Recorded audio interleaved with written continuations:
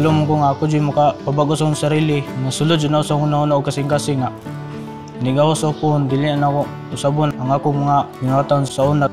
Nagtuo yun may nga ang mga bata nga naadiri karon is naayod share time to change. Kumbaga sa TC na to is change is a process, not an event.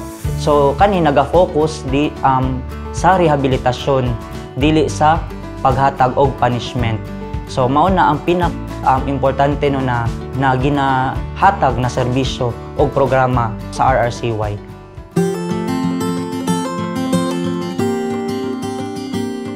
So ang Regional Rehabilitation Center for Youth or RRCY na ilahan kini nga Pag-asa Home before. So ang Pag-asa Home nagsilbi isip usa ka detention facility o detention home para sa mga kabatan-unan.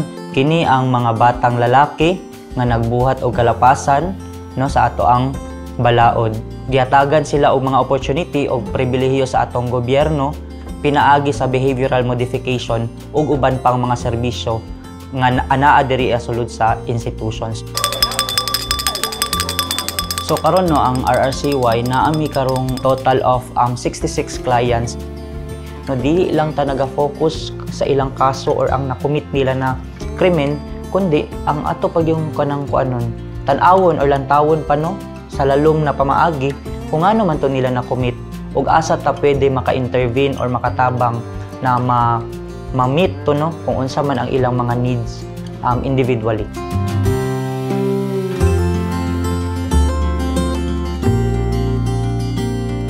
Bago ko naabot diri sa center kay kuan ganang gubot jud kay among pamilya jud ganang nagabulag-bulag na bisag asa na may mga dito. Bisag asa na po ko naglayas.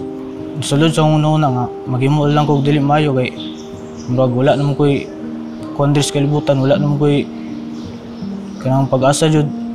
Niabot yun ang igayon nga nadakpan ko, naabot ko lumbia si TJ sa Cagayan. Tungod sa nangilabot tubog og mga gamit na dili ako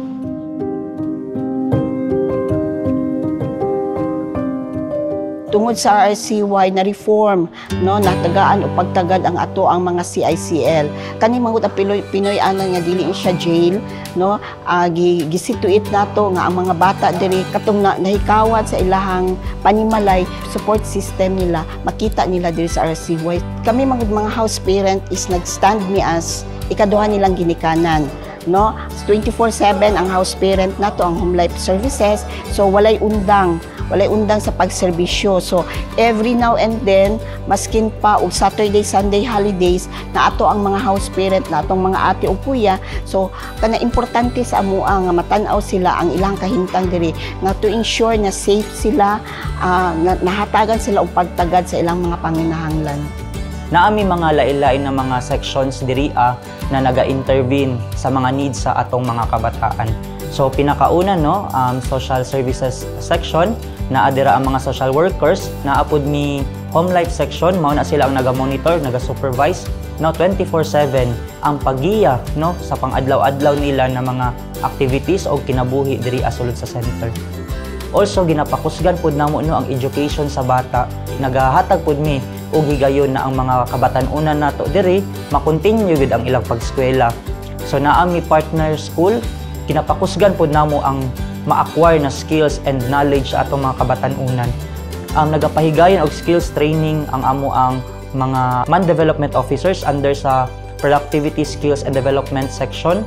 Naapod ni sa driving school sa na partner no para kung kisa putong willing na mga bata. Under sa medical section, naami duha ka nurses and naapod tay attending physician no from regional office na nagaadto diri every Friday.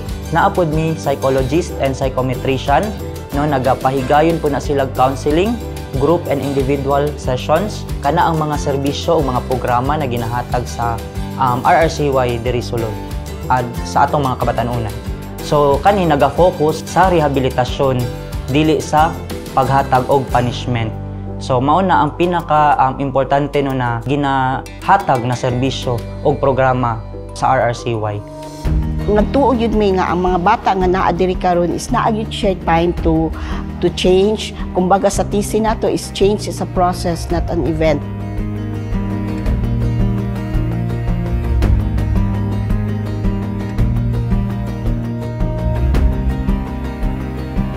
Oto pag-abot na diri sa kuan sa RRCY Regional Rehabilitation Center for Youth.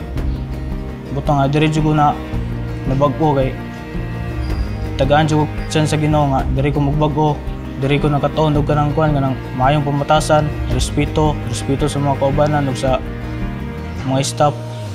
Nasulod yun ako sa una-una o kasing-kasing na ligaw sa phone, dili na ako usabon ang ako mga ingatan sa una. Kabulong mo ko nga ako dyan makapabago sa akong sarili. Diri man gud mag-guide sila, ana ma-prepare sila for the reintegration pohon. Ang main goal pod no or objective sa RRCY is to kuan jud reintegrate the bata sa kuan jud sa community o sa family. Ma-achieve sa bata ang iyang goal upon discharge gyud pod o sa iyang kinabuhi isip usa ka individual. Kung makagraduate ko diri, muskwila gyapon ko balik sa gawas kay para maka-training na po kong sundalo. Kailangan na dyan ako makauban ng pamilya. Labi na akong mama kay ginunado ko sa mama dyan.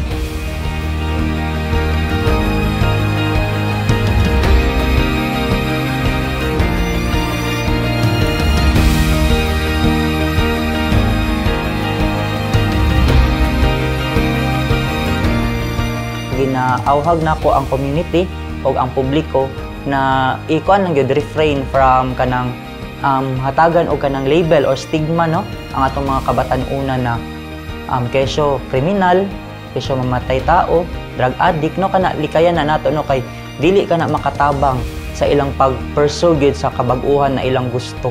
Hatagan gyapon nato og kanang paglantaw na kuan. Naa gyapon pag-asa ang atong mga youth offenders no. Ang ako ang mensahe lang dito sa RRCY kay pasalamat ko sila ko kay itabangan jud nila nga mabago ang mga kinabuhi, ma-restore pod